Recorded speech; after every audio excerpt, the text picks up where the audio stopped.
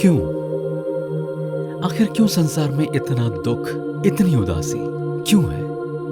एक दूसरे के साथ दुर्व्यवहार, मानव तस्करी, युद्ध, गुलामी, मनुष्य द्वारा निर्मित अकाल, जहां पर कोई कानून व्यवस्था नहीं है। हर कोई अत्याचार से खतरा महसूस करता है और अपनी शक्ति की चिंता करता है। खराब स्वास्थ्य, बुरी आदतें, टूटे परिवार, निरुद्देश हिंसा, भूचाल, सुनामी, प्रकृति द्वारा विनाश, दुख, आंसू और अंतिम विनाशक मृत्यु। हर कोई इनसे प्रभावित है। कोई भी इन चीजों की पीड़ा से बच नहीं पाता। हमेशा से ऐसा नहीं था। आदि में सृष्टिकर्ता ने स्वर्ग और पृथ्वी को बनाया। जो कुछ उसने बनाया वह सब अच्छा था और उन सब के ऊपर उसने प्रथम पुरुष और प्रथम स्त्री को बनाया और उनसे कहा, फूलो फलो और पृथ्वी में भर जाओ और उस पर अधिकार रखो। उसे अपनी संतानों के बीच स्तुति, महिमा और शांति का स्वर्गधाम बनाओ और मैं तुम्हारे मध्य निवास कर तुम्हें आशीष दूंगा। परमेश्वर के सुंदर बागीचे में थोड़े समय के लिए सब कुछ अच्छा था, जब तक विनाश नहीं आया था। पुरुष और स्त्री को अब उसकी सेवा करने में कोई रुचि नहीं रह गई थी। अब परमेश्वर की आराधना और सेवा करने में उन्हें संतुष्टि नहीं मिलती थी। वे सारा साम्राज्य अपने लिए चाहते थे। वे परमेश्वर के बिना संसार पर राज्य करना चाहते थे। बिना सोचे समझे उन्होंने पाप किया और अपने आप को संसार के निर्माता से आजाद कर लिया और फिर पूरी सृष्टि पर अंधकार छा गया। अंधकार ऊपर की ओर था। मानव जाति ने अपने सृष्टिकर्ता से विद्रोह कर उस पर से अपना विश्वास खो दिया और अपनी स्वयं की कल्पना के आधार पर नए देवी देवता बनाना आरंभ कर दिया, जो लकड़ी और पत्थर के थे। वे देवता जो ना बोल और ना सुन सकते थे, देवता जो स्थिर और क्रूर थे। अंधकार बाहर की ओर संसार में था। लोग एक दूसरे को अपशब्द बोलने लगे, छोड़ने लगे, गुलाम बनाने लगे, हत्या करने लगे। एक राष्ट्र दूसरे पर युद्ध करने लगा। न्याय गिरा दिया गया। लोग संसार में उस दुख के कारण विलाप करने लगे और सोचने लगे कि क्या कोई आशा है। अंधकार नीचे धरती पर था। पृथ्वी अब आनंद की वाटिका नहीं रह गई थी। उसके पैरों के नीचे की धरती श्रापित हो चुकी थी। कांटे और पतवार उगने लगे थे।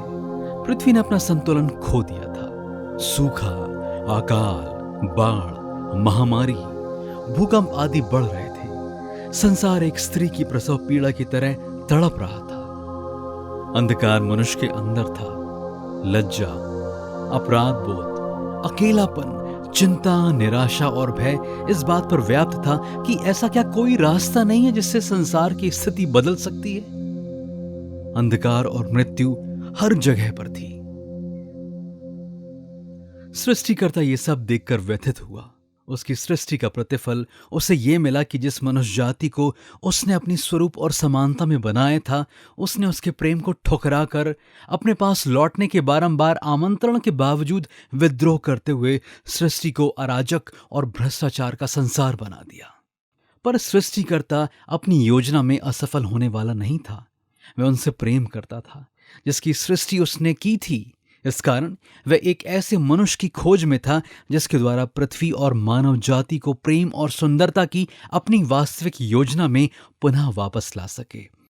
और एक दिन परमेश्वर को एक ऐसा मनुष्य मिल गया। उसका नाम अब्राहम था।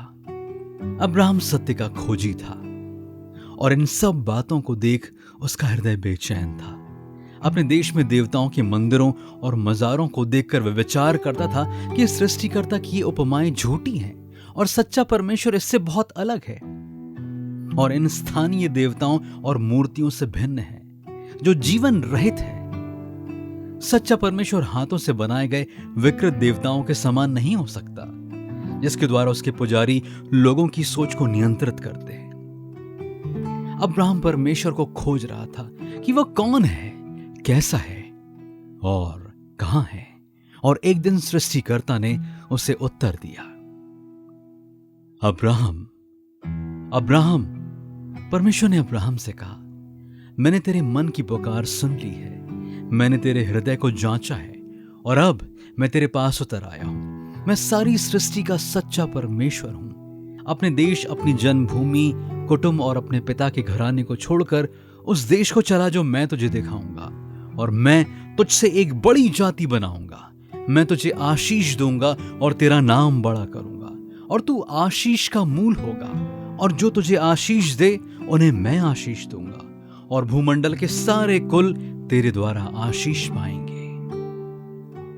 इन वचनों ने अब्राहम के प्राण को झकझोर दिया और वे उसके हृदय में समा गए। वे अपने पिता के परिवार को छोड़कर कनान देश की यात्रा को निकल पड़ा।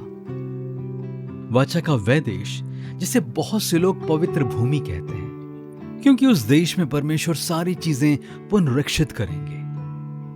परंतु उन सब वचनों में जो परमेश्वर ने अब्राहम से कहे थे, ये वचन अधिक महत्वपूर्ण ठहरे। भूमंडल के सारे कुल तेरे द्वारा आशीष पाएंगे। परमेश्वर अब्राहम और उसकी पीढ़ियों के द्वारा संसार को पुनरीक्षित करने या सुधारने जा रहा था। यह एक क्रांतिकारी कदम था, यह अति महान था, यह बहुत अलग था। इसके पहले कभी किसी ने संसार में ऐसा नहीं कहा था। सदियां बीत गईं और अब्राहम का परिवार बढ़कर एक बड़ा राष्ट्र बन गया। एक दिन उस सच्चे परमेश्वर ने उस राष्ट्र के अगुवों से कहा, मैंने अब्राहम से जो प्रतिज्ञा की थी उसे अब पूरी करूंगा, और तुम्हारे साथ एक वाचा बांधूंगा। मैं तुम्हें आशीष दूंगा और तुम पृथ्वी के सारे देशों के लिए आशीष का कारण ठहरोगे, जिससे कि मैं उनको वापस अपने पास ला सकूं और एक ऐसा संसार बना सकूं जैसा होना चाहिए। सैकड़ों वर्ष बीत गए और परमेश्वर उस महान उद्धार को लाने के लिए अपने लोगों के द्वारा इस संसार में कार्य करते रहे, और इज़राइल के भविष्यद्वक्ताओं के द्वारा प्रकट किया कि उद्धार किस प्रकार आएगा। उद्धार एक विशेष बालक के द्वारा आना था, क्योंकि हमारे लिए एक बालक उत्पन्न होगा और हमें एक पुत्र दिया जाएगा, और प्रभुता उसके कांधे पर होगी, और उसका नाम अद्भुत युक्ति करने वाला, पराक्रमी परमेश्वर, अनंत काल का पिता और शांति का राजकुमार रखा जाएगा। उसकी प्रभुता सर्वदा बढ़ती रहेगी और उसकी शांति का अंत ना होगा। वह इस समय से लेकर सर्वदा के लिए न्याय और धर्म से राज्य करेगा। सेनाओं के यहोवा की धुन के द्वारा यह हो जाएगा। और एक दिन उस बालक का जन्म हुआ। उसका जन्म दूसरे बालकों से बिल्कुल अलग था। वह एक चमत्कारी बालक था। वह एक कुमारी से उत्पन्न हुआ, जो एक चिन्ह था कि वह परमेश्वर का एक विशेष बालक है, जो संसार को उसके दुखों और कष्टों से स्वतंत्र कर उन सबों के लिए उद्धार लाएगा जो उसके वचन सुनकर अपने पापों से फिरेंगे। उसके जन्म के समय स्वर्गदूत उपस्थित हुए। दूर देशों से ज्ञानी पुरुष उसकी आराधना करने को पहुंचे। ज्ञानी लोगों ने उसके जन्म पर भविष्यवाणी की कि वह एक अद्भुत कार्य करेगा। यह संसार का उद्धार करता था और उसका नाम यीशु था। जब यीशु 30 वर्ष का हुआ तब वह जानता था कि संसार को पुनरीक्षित कर उसे प्राप्त करने के मिशन को पूरा करने का समय अब आ गया है। वह अपने लोगों के बीच में गया और यह प्रचार करने लगा कि समय पूरा हो गया है, मन फिराओ, क्योंकि परमेश्वर का राज्य निकट है। संसार ने सृष्टि के उस अंधकार और कष्ट को अनुभव कर लिया है और अब समय आ गया है कि पृथ्वी पर परमेश्वर का राज्य स्थापित किया जाए और मानव जाति के लिए उद्धार का मार्ग खोला जाए। वह सामर्थ और अधिकार के साथ बोलता था। वह दया और तरस के साथ बातें करता था। उसने बीमारों को चंगा किया, अंधों की आंखें खोली, लंगड़ों को चलने की सामर्थ्य दी, मरे हुए बालकों को जिलाकर उनके पालकों को सौंप दिया, दुष्ट आत्माओं से ग्रसित लोगों को आजाद किया, और उन सब के ऊपर जो लोग पापों के दुख में दबे हुए उसके पास आए, उन्हें पापों की क्षमा प्रदान की। उसने उन्हें आशा और एक नई शुरुआत प्रदान की। जब परमेश्वर की ज्योति ने अंधकार को समाप्त किया तब पूरे देश में आनंद व्याप्त हो गया। परमेश्वर अब्राहम से की गई अपनी वाचा के प्रति विश्वास योग्य रहा, पर इस बात से हर कोई आनंदित नहीं था। ताकत अब भी भ्रष्ट लोगों के हाथों में थी, जैसा कि इस भयानक तबाही के आरंभ से थी, और वे लोग जिनके पास प्रभुता थी वे यीशु के कार्यों को ग्रहण नहीं कर रहे थे। यीशु उनके साम्राज्य के लिए खतरा बन रहा था, इसलिए उन्होंने यीशु पर दांव लगाकर उसे बंदी बना लिया और उस पर झूठा मुकदमा चलाकर उसे दोषी साबित किया और एक मुजरिम की तरह उसे रोमी क्रूस पर मृत्यु की सजा दी। आखिरकार ऐसा लग रहा था जैसे अंधकार की विजय हो गई हो। ऐसा लग रहा था कि अंधकार ने उस ज्योति को निगल लिया है जो इस संसार में आई थी, जब तक कि तीसरे दिन कुछ अद्भुत नहीं घटा।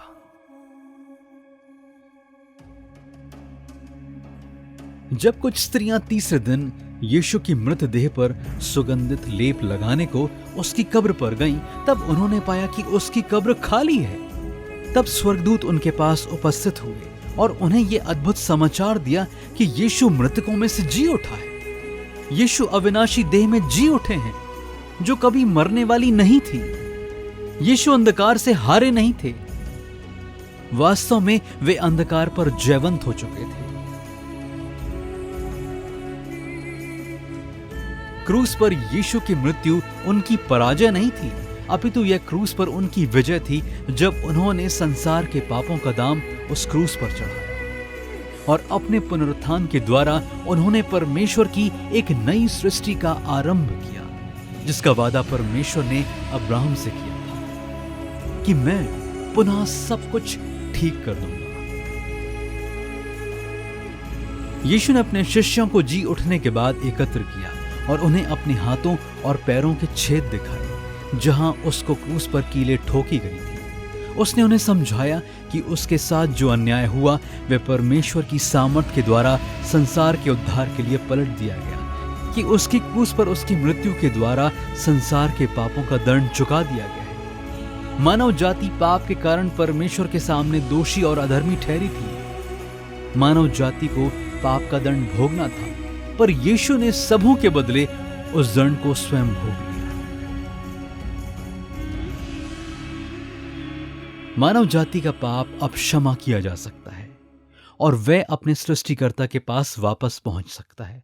अब किसी पशु को बलिदान करने की आवश्यकता नहीं, क्योंकि यीशु ने अपने एक बार के सिद्ध बलिदान के द्वारा इसे पूरा कर दिया है। अब इस बात का कोई भय नहीं कि मृत्यु के उस पार क्या है, क्योंकि यीशु मृत्यु पर जयवंत होकर कब्र से जी उठा है। वह जिसने बीमारों को चंगा किया और पापियों को क्षमा किया, उसने सारे विरोधियों पर जय पाई है और कब्र में से संसार के प्रभु के रूप में उदय हुआ है। तब उसने अपने शिष्यों से कहा कि मैं अब तुम्हें एक मिशन पर भेजता हूं। उनका मिशन यह था कि वे संसार के लोगों को बताएं कि यीशु ने उन सबों के लिए क्या किया है। वे संसार के लोगों को बताएं कि यीशु के बलिदान के द्वारा उनके पापों की क्षमा प्राप्त की जा सकती है, यह कि उसमें जीवन प्राप्त किया जा सकता है, यह कि जो कुछ उस भयानक तबाही के द्वारा खो गया था वह सब वापस प्राप्त किया जा सकता है। परमेश्वर और मनुष्यों के बीच का अंधकार तब हट जाएगा जब लोग यीशु के द्वारा सच्चे परमेश्वर को ग्रहण करेंगे। मनुष्य और मनुष्य के बीच का अंधकार हट जाएगा जब लोग प्रेम से एक दूसरे की सेवा करेंगे, जैसा यीशु ने अपने शिष्यों को सिखाया है।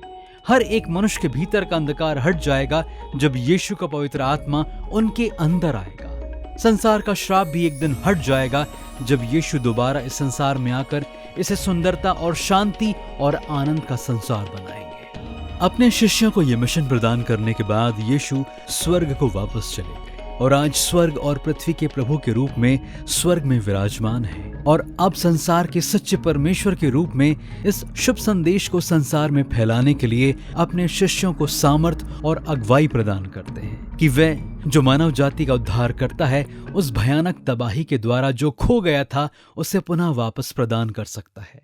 हाँ, परमेश्वर अब्राहम को किए गए अपने वादे के प्रति विश्वास योग्य रहा और आज समस्त संसार को नासरत के यीशु के माध्यम से आशीषित कर रहा है।